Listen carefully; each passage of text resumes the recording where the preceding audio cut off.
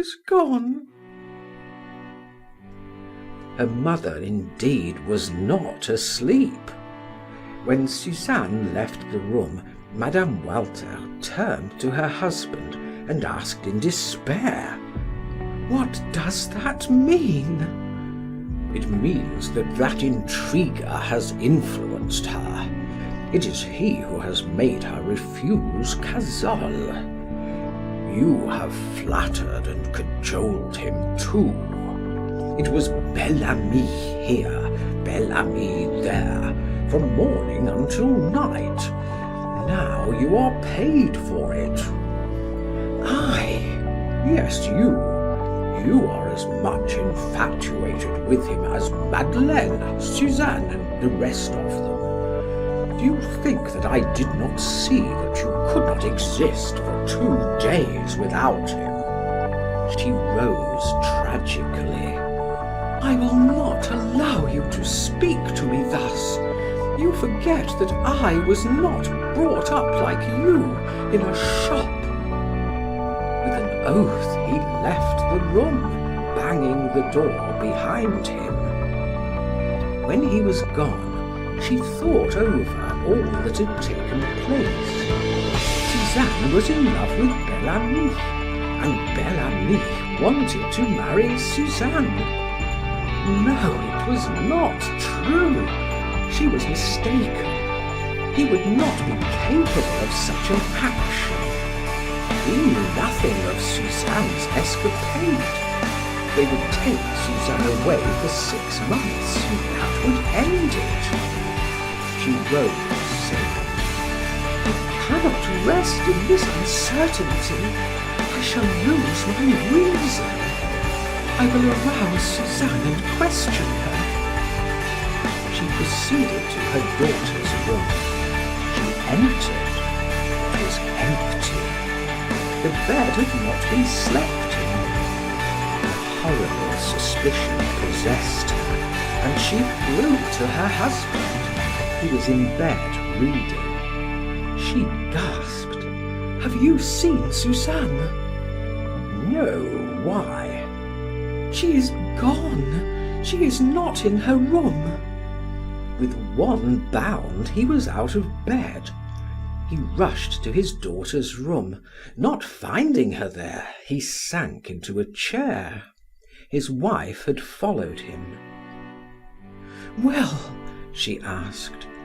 He had not the strength to reply. He was no longer angry. He groaned. "He has her. We are lost." "Lost? How?" "Why, he must marry her now." She cried wildly. "Marry her? Never! Are you mad?" He replied sadly, "It will do no good to yell. He has disgraced her. The best thing to be done is to give her to him, and at once too. Then no one will know of this escapade." She repeated in great agitation, "Never! He shall never have Suzanne." Overcome, Walter murmured, "But he has her, and he will keep her as long as we do not yield. Therefore, to avoid a scandal, we must do so at once." But his wife replied, "No, no, I will never consent." Impatiently he returned, "It is a matter of necessity. Ah, the scoundrel! How he has deceived us! But he is shrewd at any rate. She might have done better as far as position, but not intelligence or future is concerned. He is a promising young man. He will be a deputy or minister some day." Madame Walter, however, repeated wildly, "I will never let him marry Suzanne. Do you hear? Never." In his turn, he became incensed, and like a practical man, defended Bel-Ami.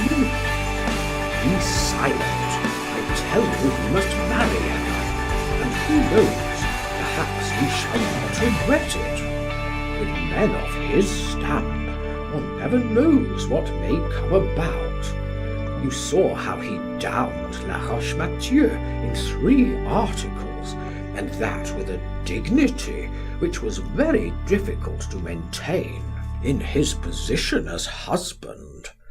So we shall see."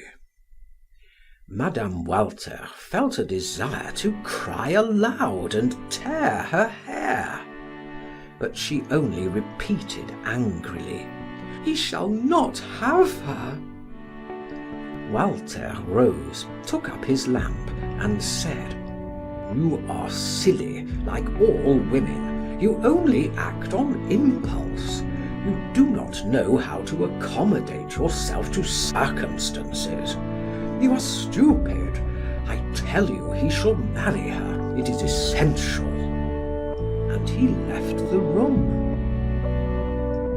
Madame Walter remained alone with her suffering, her despair.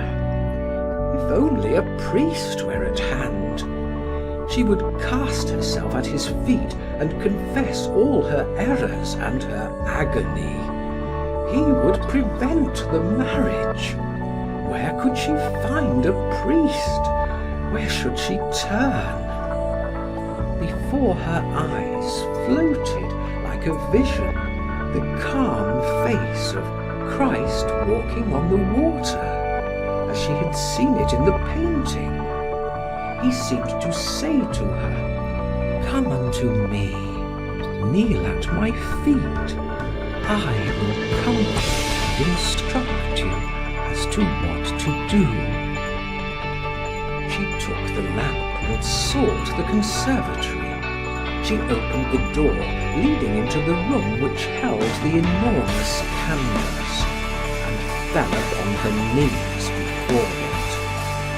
At first she prayed fervently, but as she raised her eyes and saw the resemblance to Bel-Ami, she murmured, "Jesus, Jesus, Jesus," while her thoughts were with her daughter and her lover.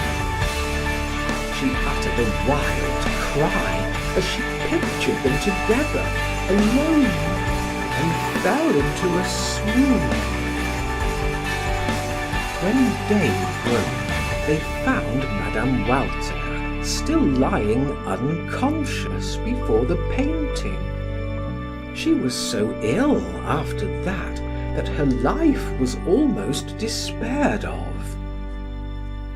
Monsieur Walter explained his daughter's absence to the servants by saying to them that she had been sent to a convent for a short time.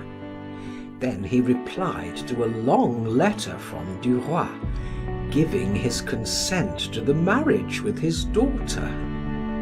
Bel-Ami had posted that epistle when he left Paris, having prepared it the night of his departure.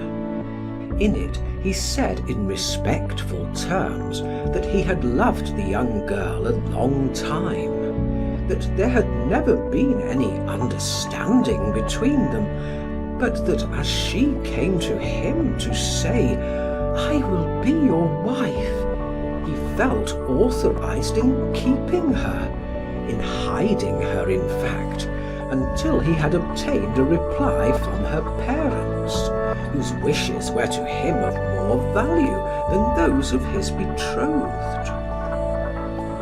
Georges and Suzanne spent a week at La Roche-Guyon. Never had the young girl enjoyed herself so thoroughly. As she passed for his sister, they lived in a chaste and free intimacy, a kind of living companionship. He thought it wiser to treat her with respect, and when he said to her, "We will return to Paris tomorrow. Your father has bestowed your hand upon me," she whispered naively. "Already? This is just as pleasant as being your wife." End of chapter 17. Recording